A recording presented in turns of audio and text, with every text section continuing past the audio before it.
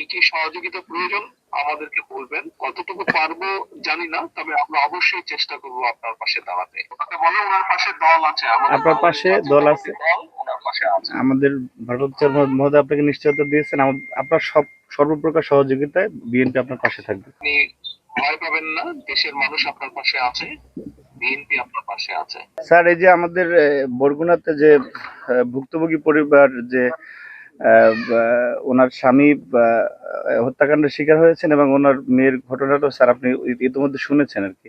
তো উনি এখানে আছেন এবং স্থানীয় জনসাধারণ ওনারা আছেন। তো উনি একটু আপনাকে সালাম দিতে চাচ্ছেন স্যার।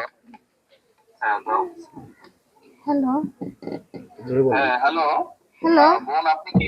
বোন আপনি কি রানী দাস বলছেন? হ্যাঁ। বোন আমি তারিক বলছিলাম, আমি লন্ডন থেকে। আপনার ঘটনাটা তো সারা দেশের মানুষ দেখেছে এবং কম বেশি সকল মানুষ জানে। আমি আপনাকে আপনার সাথে কথা বলতে চাইলাম শুধু এতটুকু বলার জন্য যে আপনারা এই বাংলাদেশের মানুষ এবং আপনাদের সাথে যে অন্যায় হয়েছে বা আপনাদের প্রতি যে অন্যায় হয়েছে, আমাদের দল আপনার পরিবারের পাশে আপনার পাশে থাকবে। যতটুকু সম্ভব আপনারা যাতে ন্যায় বিচার পান, আমাদেরকে আমরা সেই সর্বোচ্চ চেষ্টা করব। এই মুহূর্তে বোন এতটুকুই বলার জন্য আপনাকে আমি আপনার সাথে কথা বলতে ছিলাম। আপনাদের যদি আর কোন রকমের সহযোগিতা প্রয়োজন হয়, আমাদের এখানে যে আমান গিয়েছে, আমাদের ছাত্র দলের সাংগঠনিক সভাপতি, ও আপনারই এলাকার সন্তান।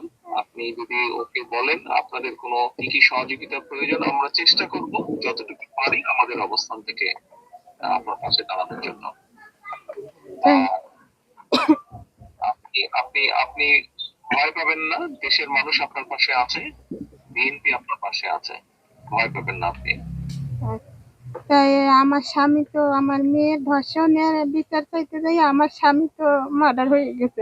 আমার এই 3টে সন্তান নিয়ে আমি কি করবো? আমার তো কোনো নিরাপত্তা নেই।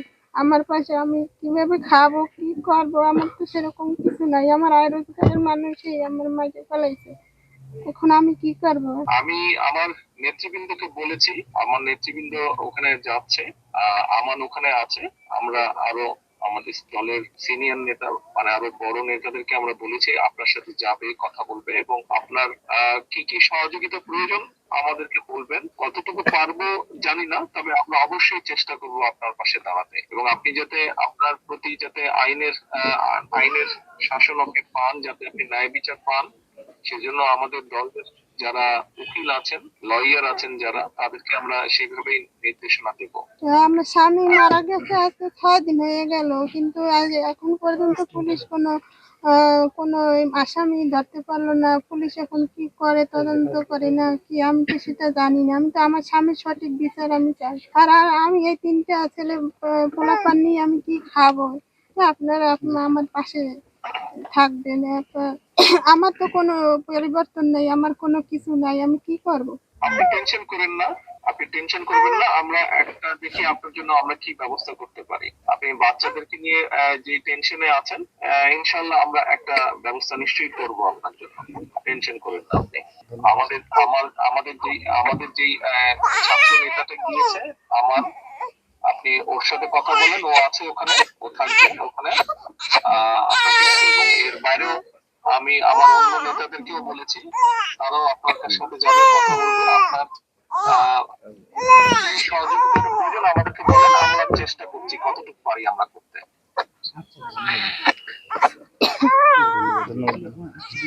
স্যার, উনি আমরা এখানে আছি স্যার। আর জি স্যার, জি আপনাকে সবাই ধন্যবাদ জানিয়েছেন। ধন্যবাদ আসামিদের ব্যাপারে যারা পুলিশ কেসের ব্যাপারে আমি আমাদের আইনজীবী ফোরামের কেন্দ্রীয় আইনজীবী ফোরামকে আমি নির্দেশনা দিচ্ছি, তারা ওখানে ব্যবস্থা নেবে। হ্যাঁ, ওনাকে বলো টেনশন না করতে, এই ব্যাপারে টেনশন না করতে। আর উনি ওই যে ওনার বাচ্চাদের কথা বলেছে কিভাবে চলবে, তুমি ওনার সাথে কথা বললো। আমি মনীষাকে এবং আমাদের ওখানে বরিশালে আছে, ওনাকেও বলেছি গিয়ে দেখা করতে। জি। আমরা তারপরে আলোচনা করে বসে ওনাকে আমরা কোনো একটা ব্যবস্থা করবো যাতে ওনার কষ্ট না হয়। ঠিক আছে, জি ওটা ওনাকে বলো, শুনে আমাকে পরে আবার জানাও। জি জি স্যার, ধন্যবাদ স্যার আচ্ছা, আপনাকে। ঠিক আছে। জি, আসসালামু আলাইকুম। ওনাকে বলো ওনার পাশে দল আছে, আমাদের আপনার পাশে দল আছে, দল ওনার পাশে আছে। আমাদের ভারপ্রাপ্ত চেয়ারম্যান মহোদয় আপনাকে নিশ্চয়তা দিয়েছেন, আপনার সর্বপ্রকার সহযোগিতায় বিএনপি আপনার পাশে থাকবে। জি স্যার, আচ্ছা, ধন্যবাদ স্যার, জি, আসসালামু আলাইকুম।